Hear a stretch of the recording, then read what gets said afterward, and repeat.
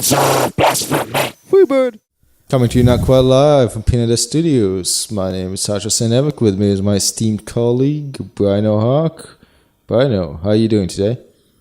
Doing all right. Yeah, pretty good? Yeah. I'm trying to get used to this new setup. Because, Peanut Desk Studios is undergoing renovation, so for the next few episodes, you might see sudden images pop in and out, bookshelves, one-knot walls, nipple slips. The usual.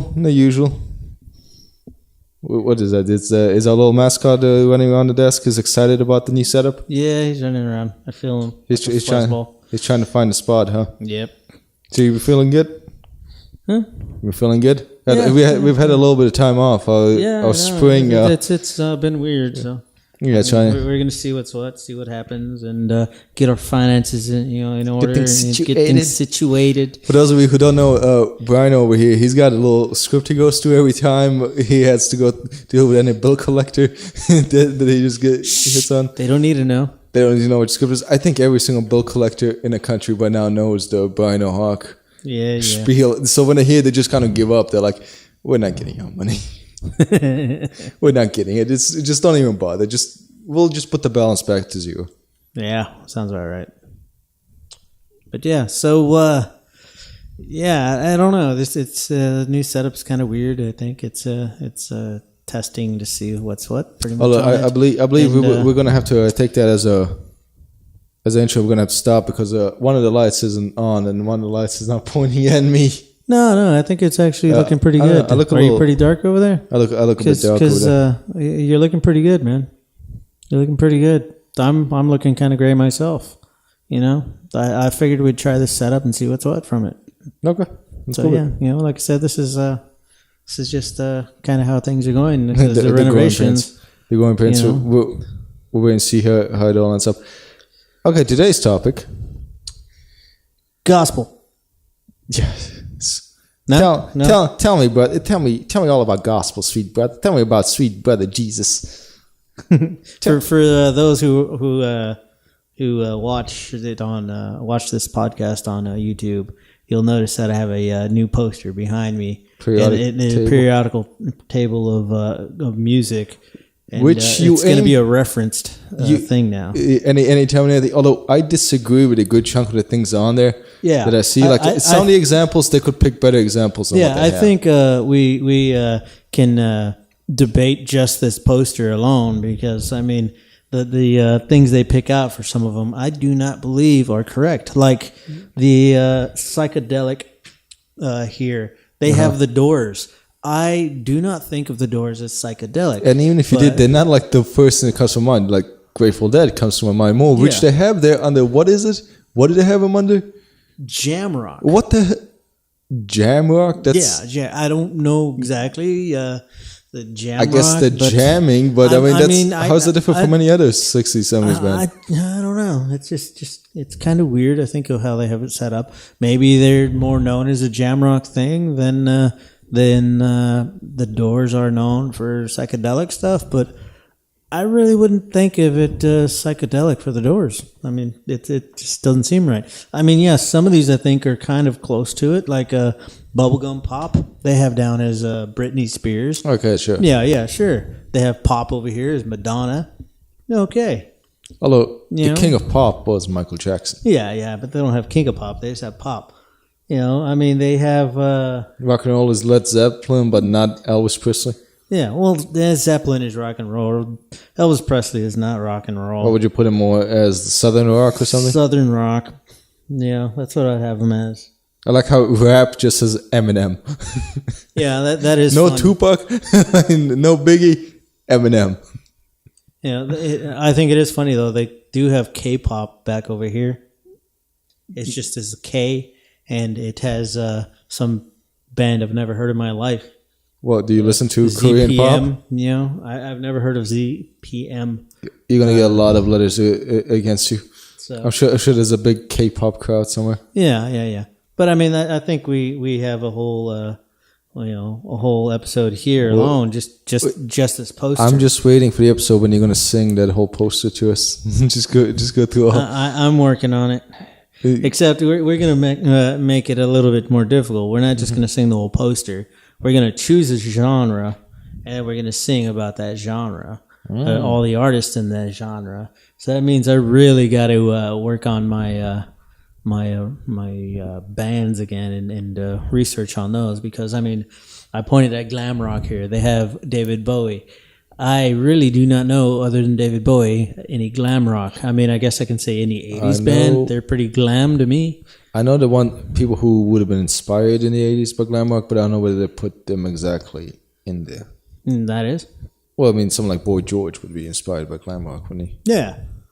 Like, I don't know, like some people would just characterize him in glam rock, but I think it sort of came after that whole wave. No, well, it's hair metal is pretty much what it is. All the 80s is really hair metal. It's glam rock, but I don't think they consider it glam rock. It's more 80s is hair metal, 70s is the glam rock stuff, because that's when, David Bowie would do the, Ziggy Stardust, whatever, and they have all those other people who do the, just makeup that's not like just regular makeup. It's glittery and glamorous and shiny and supposed to be out there. The 80s, they just like puffed up their hair and they put some lipstick on.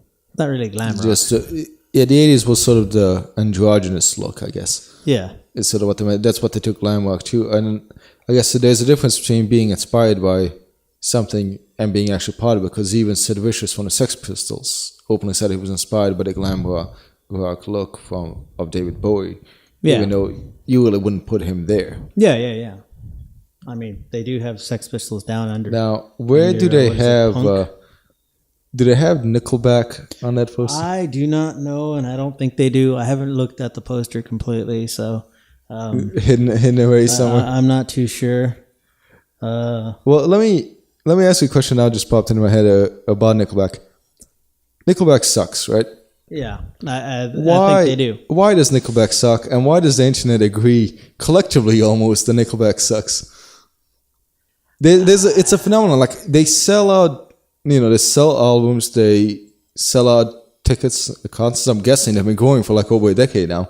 They have some kind of a following, I'm sure, but I have never met, and yes, I know there's one person that we did know in our lifetimes, but I'm talking about amongst music. Did know?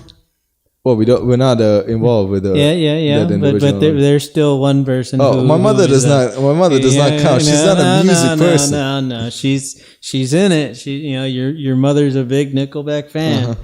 I mean, yes. The one person you're talking about thinks Nickelback sounds like Rammstein. Holy shit! That was you want to get into that story? You want to get into the story? Well, we're not going to name him though. Just in case he might become like a senator or something. We don't want it to tarnish his reputation that he's a Nickelback fan. Yeah, he might have to account for that, and it might cost him dearly in life. There was a gentleman, one of our old roommates during college, and he took us in and he tried to tell us that defend his stance on Nickelback, and he played some song by them, and he insisted it sounded like Rammstein. Then when we heard it, it sounded nothing like Rammstein. Yeah, he's telling a German guy what sounds like Rammstein and what doesn't. Like, that's just unbelievably stupid. But that's my point. They have fans. I'm sure they have fans. They have to have fans. Someone's buying their album. But at least on the internet, amongst music geeks, let's put it out. Let's call ourselves that. Musically inclined individuals, nerds. There is a collective sort of yelp about how much Nickelback sucks. They're seen, when you want to compare a band that's like the lame, sellout, bland, uninspired, unoriginal, Nickelback is going to be the name that comes up. And do you think that some of that is that it's all earned, or let's go a little controversial? Is it the case that a lot of people are jumping on the hate bandwagon, where you hate Nickelback because it's hip to hate Nickelback? Yeah, because it does sometimes happen too. Yeah, that does happen, and I don't know, but it's hard to say which one you're actually on, if you actually hate Nickelback or if you're on the bandwagon. I can tell you why I personally don't like Nickelback. I don't like Nickelback. I just don't like their music. I never really thought they were a but good do you band, think that but people do like them. Well, let's think of like equivalent bands. Someone like Maroon 5. Mm-hmm. They're not any more original, any more creative, any less bland. I mean, did you hear that the recent song that they had, the Sugar song? Sugar. Yeah. That's not sweet. That's not a song that you spend any amount of time writing. That's the sort of song you write on the way to the record studio because you know the studio is asking you for something and you just jot stuff together and then you look at the thing that's on your Starbucks table. You're like, sugar. Yeah. So sweet. Yeah. I mean, that's. There's already a song about sugar. Okay. Pour some sugar on me. Well, okay, Adam Levine, we don't need your shitty sugar baby song. And I pay attention to the lyrics to that song. It's pretty much the majority of it is just sugar, sweet, baby. Yeah, that's right. it. There's no creativity in that. But a band like Maroon 5, who is equally, popular and equally, let's face it, unoriginal, still doesn't inspire the sort of hatred that Nickelback does. There's something special about those Canadians. I don't know what it is. Like I said, it's hard to say if it's a bandwagon thing or just they suck that bad. I really don't know. I mean, it's hard to say how they got to that moniker of being, hated by so many people, and all that stuff. I mean, there's other bands that have had that same type of thing of being hated or disliked in this sense, like Creed. They're another band that is just horrible, but I think they're well earned because God, they sucked. Even when we've had this discussion when it turned into Alter Bridge, people still hated him because it's Creed without what's his face, Scott or Stab or whatever. What was so awesome about Scott was when I heard that he got sued by his fans at the shows because I don't know, he was bad. This was back when he was still in Creed.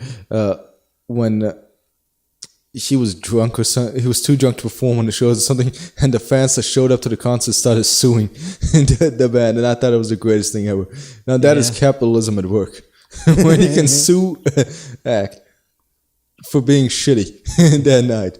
Yeah, I support that, especially because it's Creed, and that makes it more hilarious. But I think with Creed though, Creed pitched themselves with a particular label.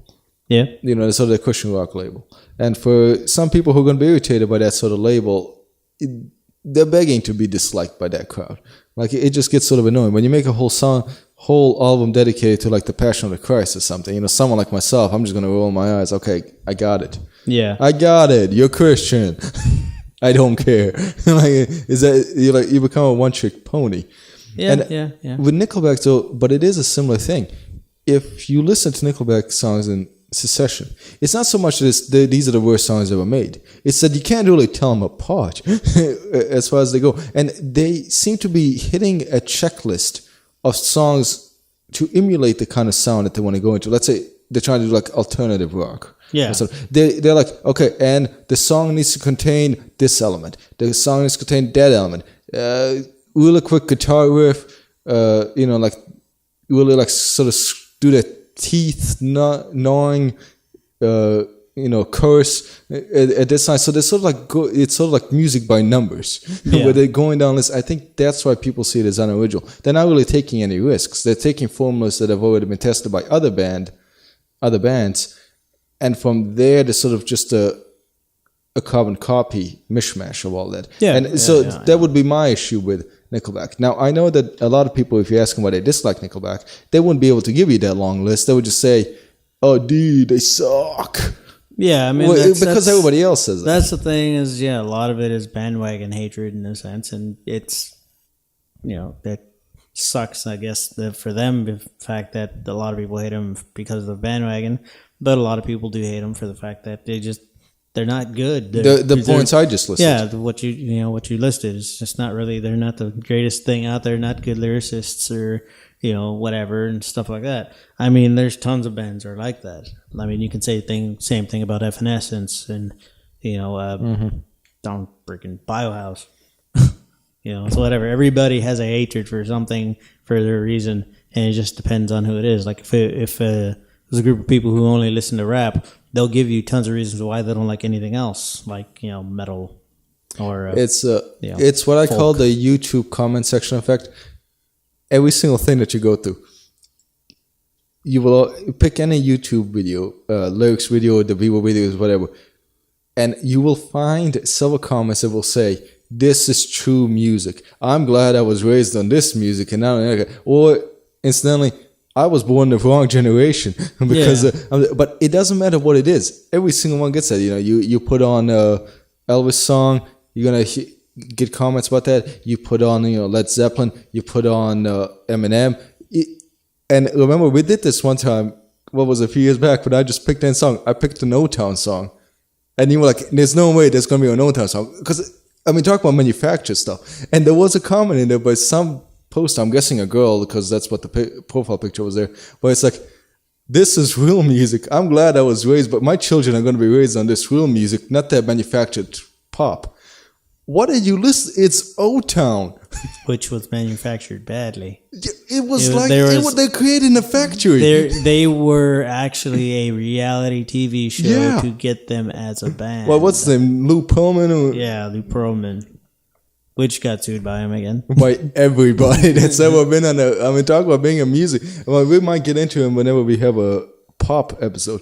But man, to talk about getting sued by all your artists. Yeah, but that's just, it's like the effect is everything I like is authentic and real. Yeah. Everything else that I dislike is shit.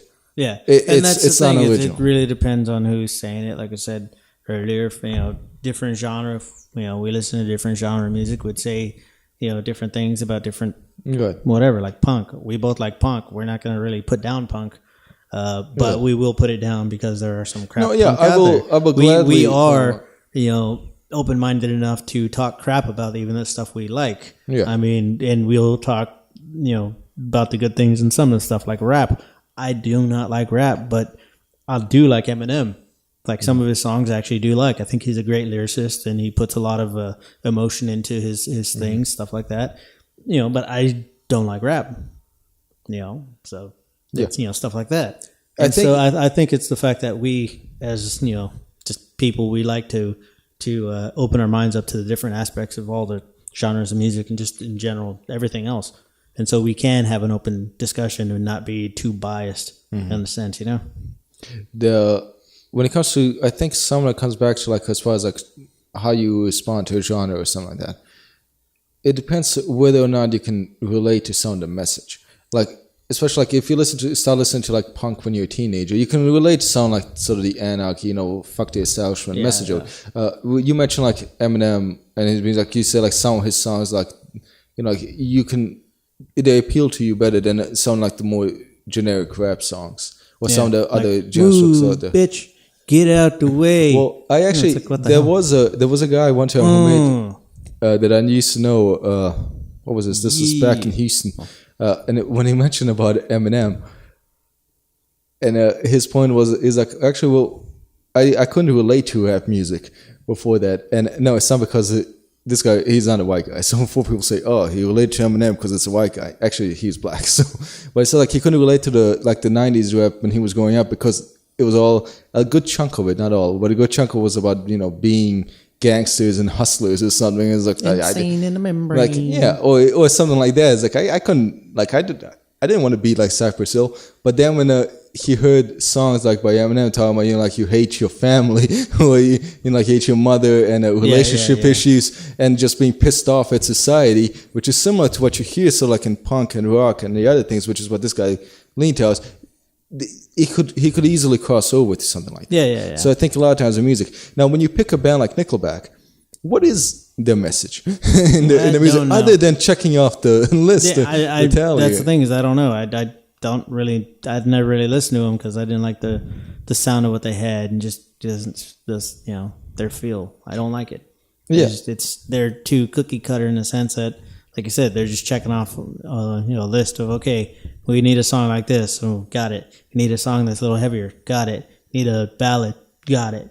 Type of thing. And it reminds me a lot of the bands in the 80s. If you pick a general band like Skid Row or something like in the 80s, and you go down their tracks, you could tell this is the song, it's gonna be a little bit harder. Now it's time to go soft, and then track 3 comes along, and that's the big epic. That's just the setup of all the albums, and I mean every single 80s band has it. I mean, Metallica had their whatever. All their songs are long-winded and boring and just crap. But I mean, they had their heavier stuff. They're like supposed to be metal liquor. Yeah, metal liquor. Yeah, Metallica. Yeah, metal liquor. they're supposed to be heavy and just keep going, but they had their, the when whatever, the Black the Album whiskey came out. swallows sours, whatever, freaking people and all the Metallica fans. You're dumb.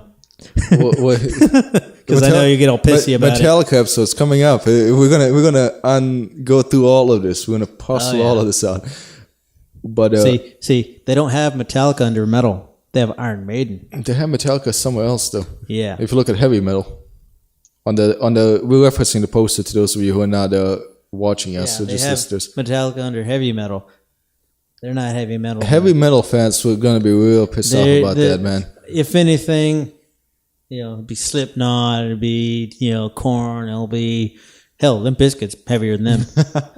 And Limp Bizkit's not heavy. Hold on. We can also put nowadays Limp Bizkit into a group of people that today is universally seen.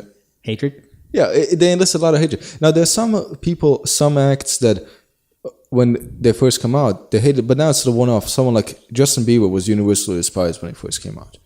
I mean, there's no way that's because you go to some of his earlier. I know he had fans. I know Yeah. But I mean, when first was discovered, go to his YouTube videos. Maybe not the ones that heavily regulated, or not his official channel ones, but like the lyrics videos and something like that. Man, that dislike bar it will grow, and every other comment is gonna be about he sucks, he's bitch, he's awful. Yeah.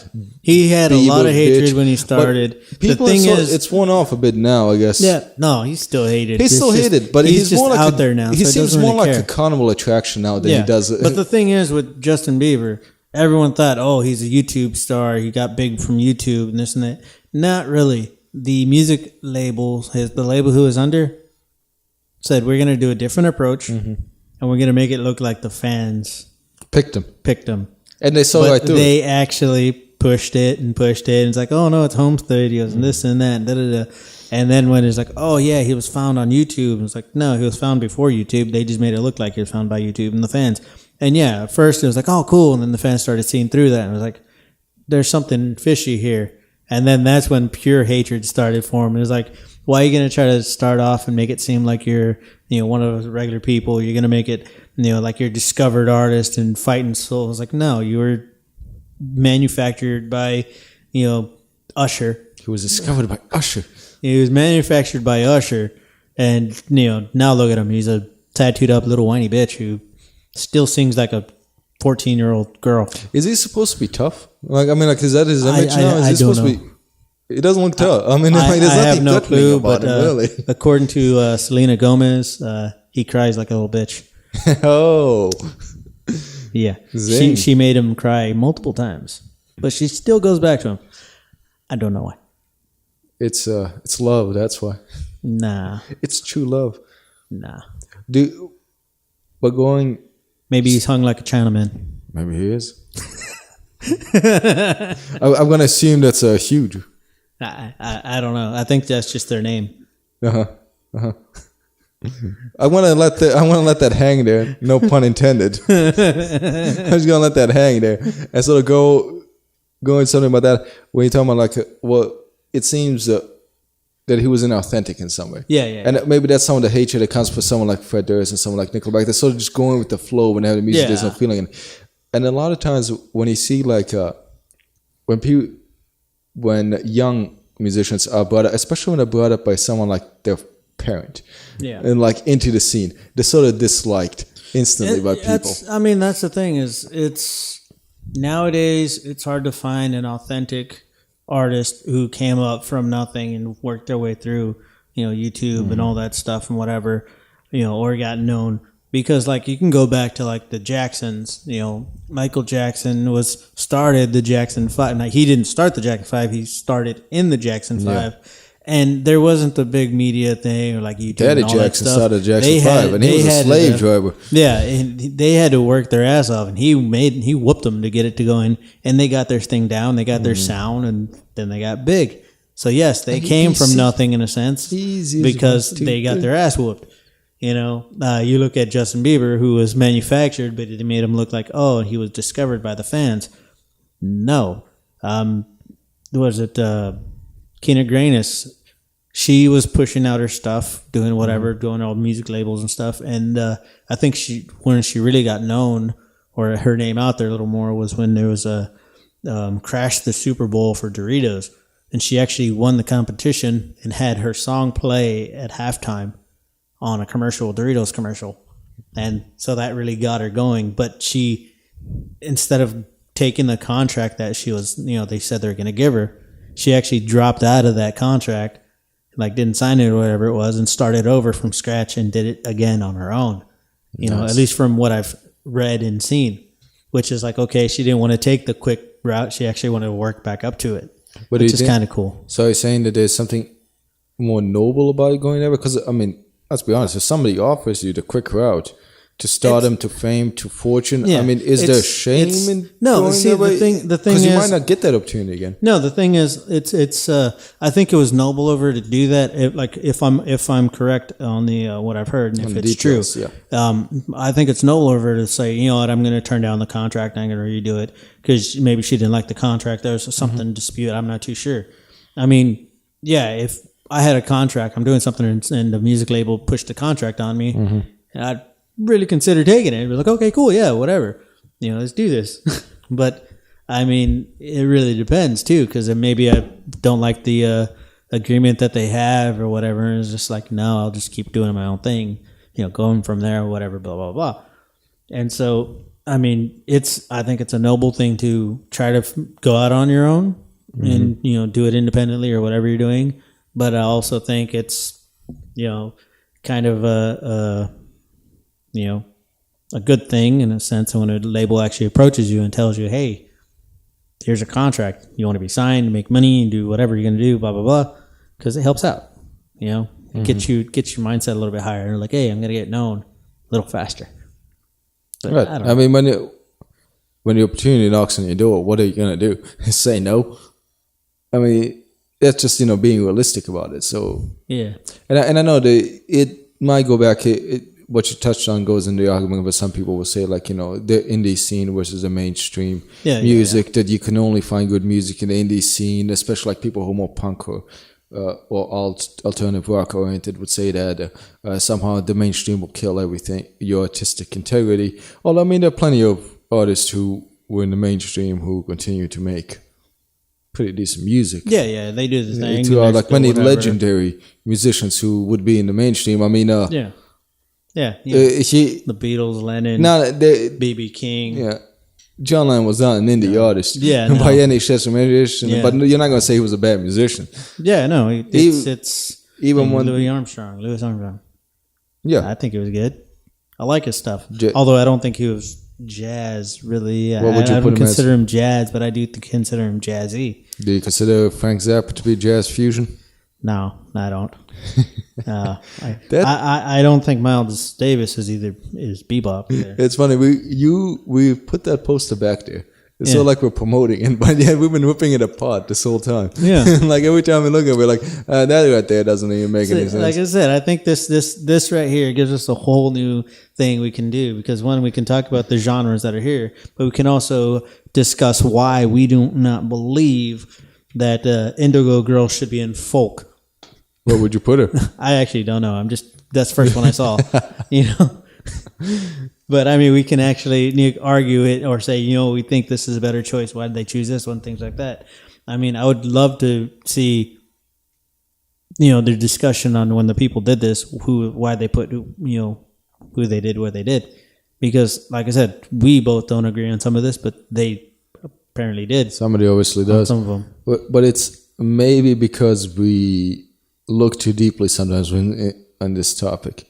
So whenever we see something like that, we sort of want to get in the intricate details of, whereas, whatever company printed this poster, they just sort of went with the generic Wikipedia thing. What does it say over there?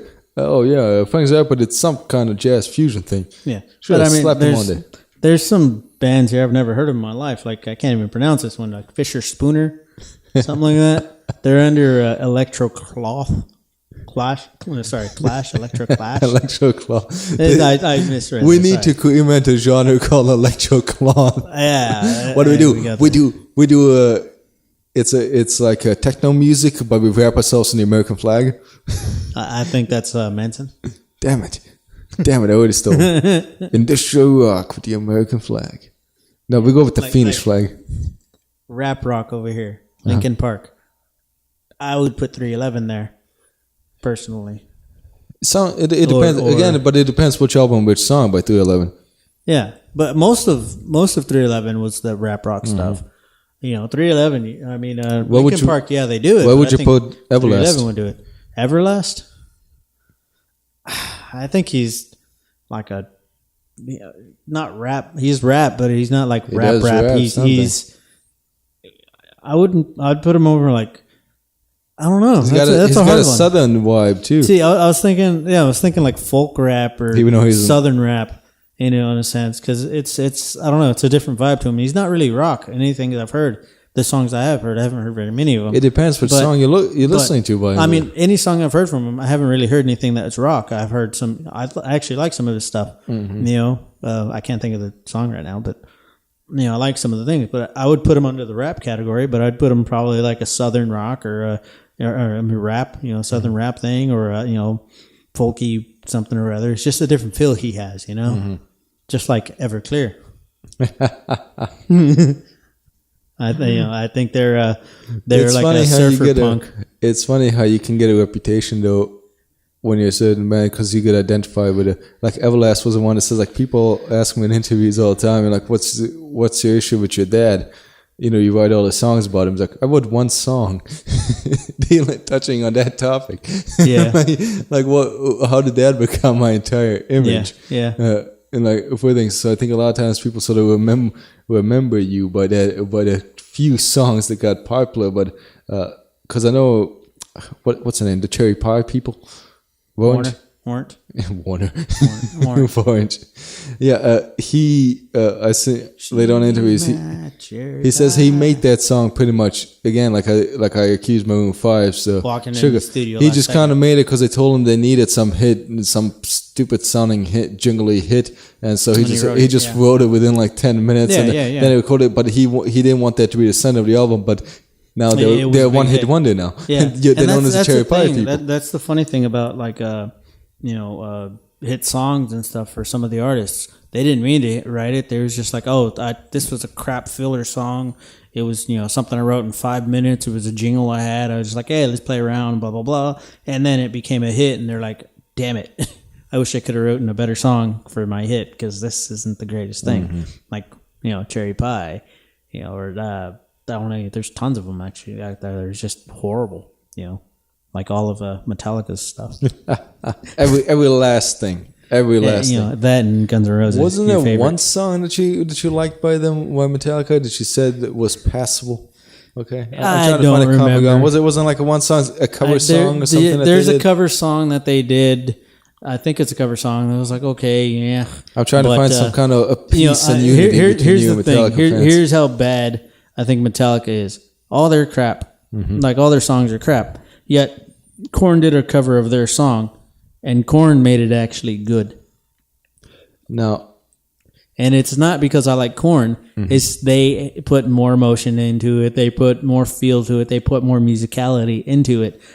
And it sounded better. Mm-hmm. Better feel. I was like, yeah. Metallica does. I'm like, well, boring, sleepy. You suck.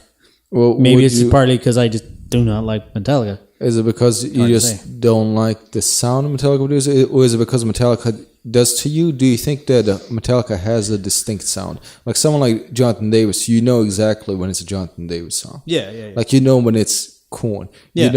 Metallica does have a signature sound in a sense, and it's not a good one. So it sounded unlike Nickelback, where it's like that they don't really have a signature sound. It just kind of sounds all their bland and Metallica had all their songs, which are really long-winded, mm-hmm. and then they dropped that and they started the other thing like Saintevic, don't sue me, because they're little bitches and they sue for everything. You're stealing our music, man. Stealing our music, and it was like, it's a crap song too. And and they think, oh, we're gonna be edgy. We're gonna do a video in San Quentin. I was like, how's that edgy? Because it's one of the most known hardcore prisons where all the mass murderers and all that are in there. Thing is, and supposedly there's an interview or whatever. Supposedly what happened is when they were doing the video for it, all the prison guards and stuff said, hey, we're not responsible for anything that happens, so on and so forth.